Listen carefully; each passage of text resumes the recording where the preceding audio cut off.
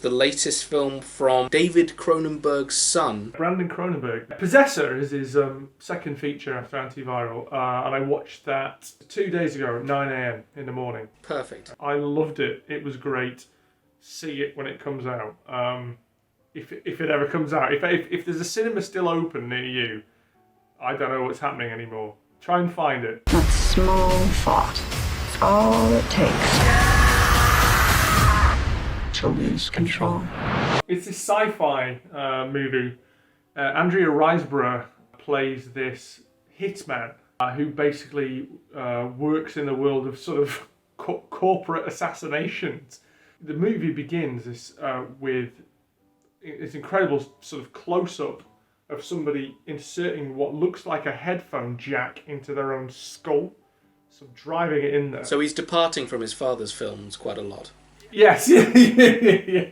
And then this person sort of infiltrates this sort of swanky party and murders this sort of fat, slovenly exec. The practicalities of this actually are never really explained, which I actually love. I don't need to know, and I don't care.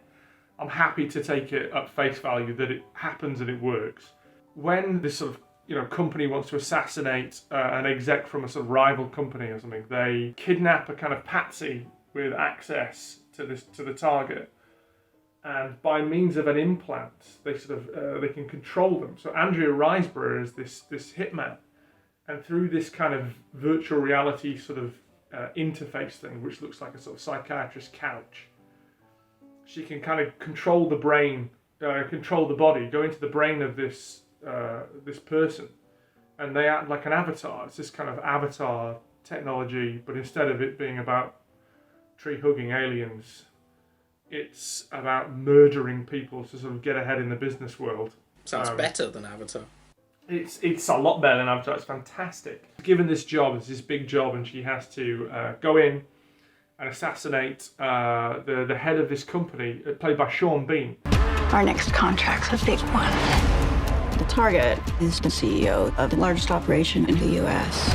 You'll be binding to Colin Tate. We can't afford any mistakes on this one. Andrea Riseborough seems to pick really interesting films. When you think about Mandy, Birdman, this. Yeah. Not W.E. Played Wallace Simpson in Madonna's. Do you see that?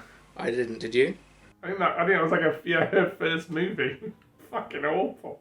Did it live up to its name, We? Yes, it was a big pile of piss. Brandon Cronenberg.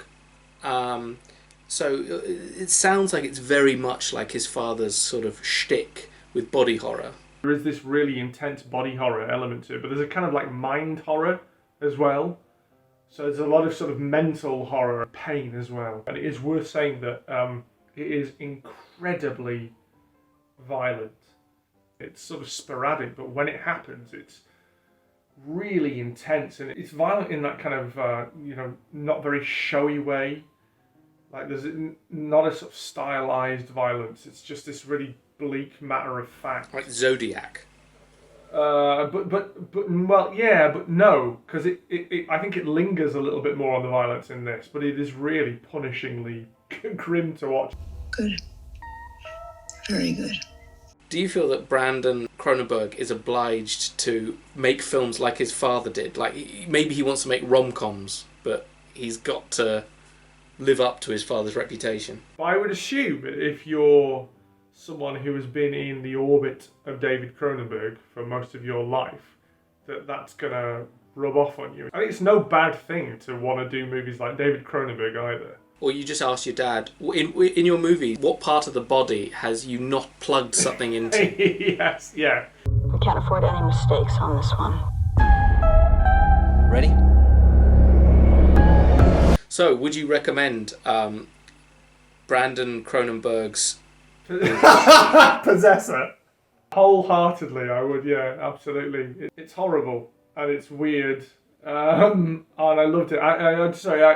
We've been a bit flippant, but Andrea Riseborough is generally brilliant in it. She's fantastic. As is Christopher Abbott, because Christopher Abbott plays the kind of the body that Andrea Riseborough inhabits. So he kind of gets to play two roles because he's Andrea Riseborough as him.